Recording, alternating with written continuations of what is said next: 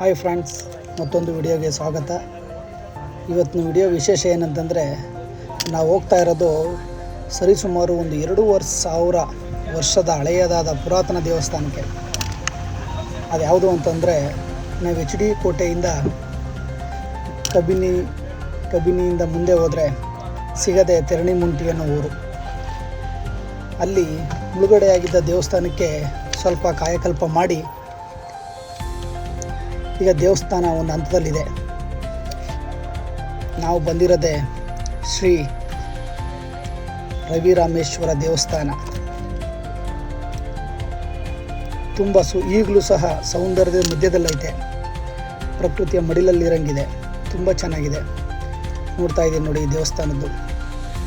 ವಿಶೇಷ ಏನಂದರೆ, ಈ ನಂದಿ ಏನಂದರೆ, ಈ ಹೊರಗಡೆ ನಂದಿಯಿಂದ ದೇಗುಲದ ಗರ್ಭಗುಡಿ ನೋಡ್ಬೋದು. ಆಮೇಲೆ ದಿನನಿತ್ಯ ಪೂಜೆ ಇದೆ. ತುಂಬ ಇಲ್ಲಿ ಉಪನ್ಯಾಸ ಕೊಡ್ತಿದ್ದ ಲೆಕ್ಚರರೊಬ್ಬರು ಇಲ್ಲಿ ಪೂಜೆ ಮಾಡ್ತಾರೆ. ತುಂಬ ಇತಿಹಾಸ ಬಲ್ಲವರಾಗಿದ್ದಾರೆ. ನೋಡಿ, ನಿಮಗೆ ದೇವ್ರ ದರ್ಶನ ಮಾಡಿಸ್ತೀನಿ. ಮೊದಲು ನೋಡಿ, ನೀವು ನೋಡ್ತಾ ಇದ್ದೀರಲ್ಲ, ಇವರೇ ಅಲ್ಲಿನ ಅರ್ಚಕರು. ತುಂಬ ಬುದ್ಧಿವಂತರು, ಮೇಧಾವಿಗಳು ಅಂತ ಹೇಳ್ಬೋದು. ತುಂಬ ಇತಿಹಾಸನ ತಿಳ್ಕೊಂಡವ್ರೆ. ಬನ್ನಿ ಅವ್ರ ಬಾಯಲ್ಲಿ ತಿಳ್ಕೊಳ್ಳುವ.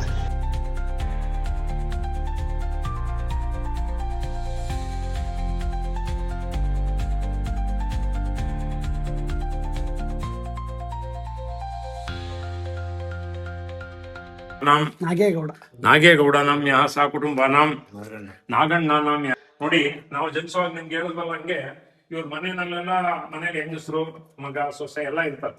ಎಲ್ಲಾರ್ಗು ಇವತ್ತಿನ ಭೀಮರಾಕ್ಷ ನೀಲಲೋಹಿತಾಯ ನಮಃ, ಶಂಕರಾಯ ನಮಃ, ಶೂಲಪಾಣಿಯೇ ನಮಃ, ಖಡ್ಗವಾಂಗಿನೇ ನಮಃ, ವಿಷ್ಣು ವಲ್ಲಭಾಯ ನಮಃ, ಶ್ರೀಕೃಷ್ಣಾಯ ನಮಃ, ಅಂಬಿಕಾನಾಥಾಯ ನಮಃ, ಶ್ರೀಕಂಠಾಯ ನಮಃ, ಭಕ್ತವತ್ಸಲಾಯ ನಮಃ, ಭವಾಯ ನಮಃ, ಶರ್ವಾಯ ನಮಃ, ಅಂಧಕಾಸುರಸೂದನಾಯ ನಮಃ, ಗಂಗಾಯ ನಮಃ, ವೃಷಾಂಗಾಯ ನಮಃ, ವೃಷಭಾರುಣಾಯ ನಮಃ, ಭಸ್ಮಧೂಳಿತ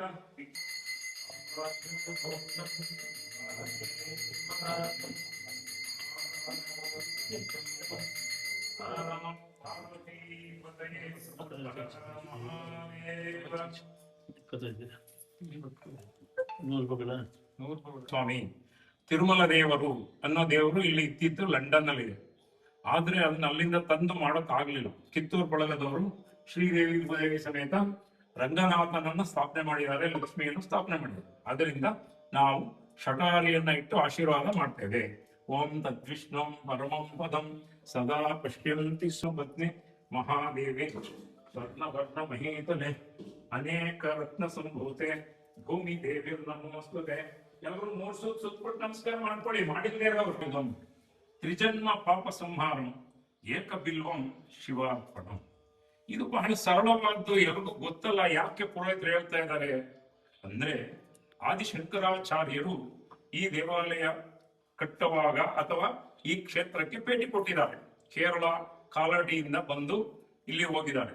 ಸಾಕ್ಷಾತ್ ಶ್ರೀರಾಮನೇ ಬಂದು ಪೂಜೆ ಮಾಡಿರೋದ್ರಿಂದ ಅವ್ರಿಗೆ ಇಲ್ಲಿ ಬರ್ಬೇಕು ಅನ್ನೋ ಅನುಜ್ಞೆ ಆಯ್ತು, ಬಂದ್ಬಿಟ್ಟು. ಆದ್ರಿಂದ ಅವರೇ ಬರೆದಿರೋ ಶ್ಲೋಕ ಇದು. ಬ್ರಹ್ಮಮುರಾರಿಸು ನಿತ್ಯಾನಂದ ಕರಿ ವರ ಭಯಕರಿ ಅನ್ನಪೂರ್ಣೇಶ್ವರಿ. ಕಾಶಿಯಲ್ಲಿದೆ ಅನ್ನಪೂರ್ಣೇಶ್ವರಿ ದೇವಸ್ಥಾನ. ಸ್ವಲ್ಪ ತಿಳ್ಕೊಳ್ಳಿ ಹಿಸ್ಟ್ರಿ. ಹೊರನಾಡು ಈಚೆಗಾಗಿತ್ತು, ಹೊರನಾಡು ಇರಲಿಲ್ಲ. ಅನ್ನಪೂರ್ಣೇಶ್ವರಿ ಮೂಲ ಇದ್ದಿದ್ದು.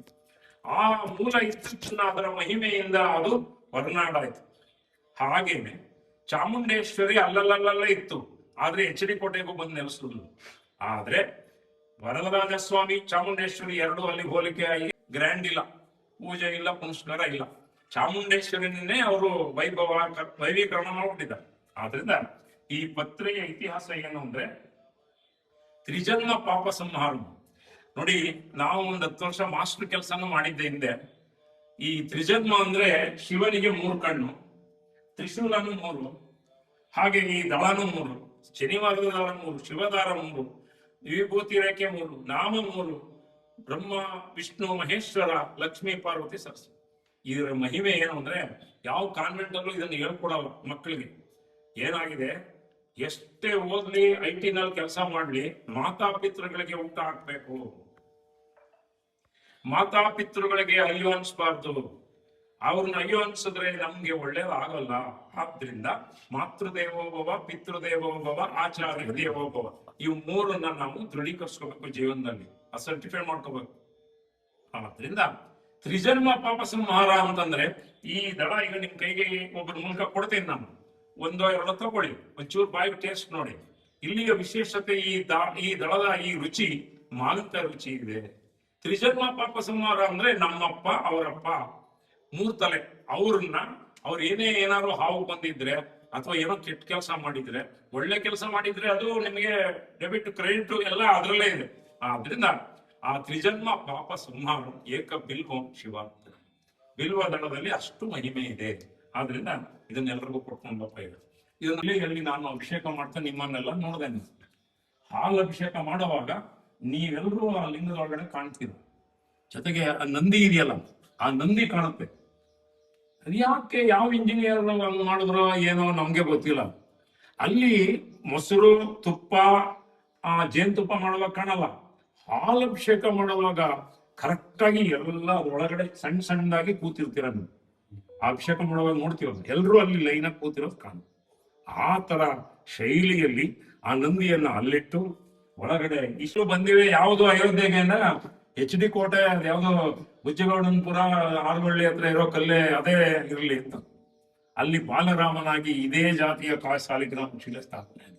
ಇದು ಲಿಂಗಕ್ಕೆ ಇದನ್ನ ನಾವು ಅಭಿಷೇಕ ಮಾಡಿದಾಗ ಒಳಗಡೆ ಹೋಗುವಾಗ ಹಾಲು, ಮೊಸರು, ತುಪ್ಪ, ಜೇನುತುಪ್ಪ. ಈಗ ಇದು ತೀರ್ಥ. ಈ ತೀರ್ಥ ಕೊಟ್ಟ ಮೇಲೆ ತಲೆಗೆ ಸೋರ್ಕೋಬೇಡಿ. ಜೇನುತುಪ್ಪನೂ ಇದೆ ಇದರಲ್ಲಿ. ಆಮೇಲೆ ಇನ್ನೊಂದು ತೀರ್ಥ ಇದೆ, ಬಿಳಿ ತೀರ್ಥ ಇದೆ, ಅದನ್ನು ಕೊಡ್ತೀವಿ. ಆಮೇಲೆ ವಾಸನೆ. ಓಂ ಅಕಾಲಂ ಮೃತ್ಯು ಹನುಮನ್.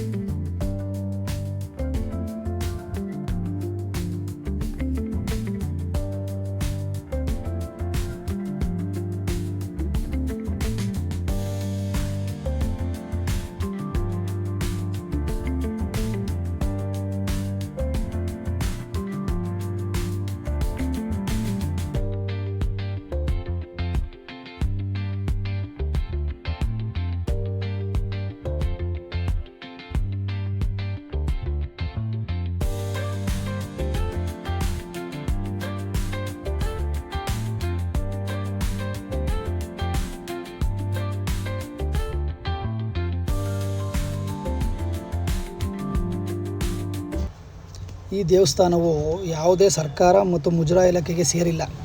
ಆದರೂ ಸಹ ಅಲ್ಲಿನ ಸ್ಥಳೀಯರು ಮತ್ತು ಅರ್ಚಕರು ಆಮೇಲೆ ಭಕ್ತಾದಿಗಳಿಂದ ಅಲ್ಪ ಸ್ವಲ್ಪ ಕೆಲಸ ಕಾರ್ಯಗಳು ನಡೆದು ದಿನ ಪೂಜೆ ನಡೆಯೋಂಗಾಗಿದೆ.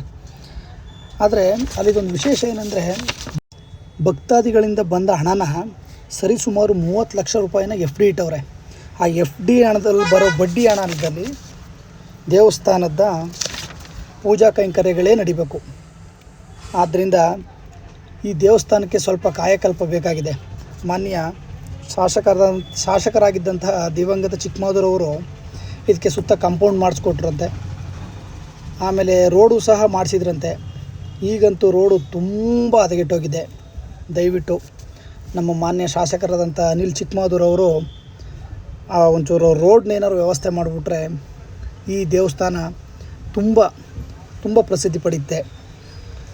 ಅದನ್ನ ಅವರ ಗಮನಕ್ಕೆ ತರ್ತಾ, ಈ ದೇವಸ್ಥಾನ ಇನ್ನೊಂದು ವಿಶೇಷ ಏನಂತಂದರೆ, ನೀವು ನೋಡಿದ್ರಲ್ಲ ವಿಗ್ರಹ, ಅದು ಈ ಬಾಲರಾಮನ್ ಮಾಡೋರಲ್ಲ ಅಯೋಧ್ಯೆಯಲ್ಲಿ, ಆ ಸಾಲಿಗ್ರಾಮ ಶಿಲೆಯಲ್ಲಿರೋದು.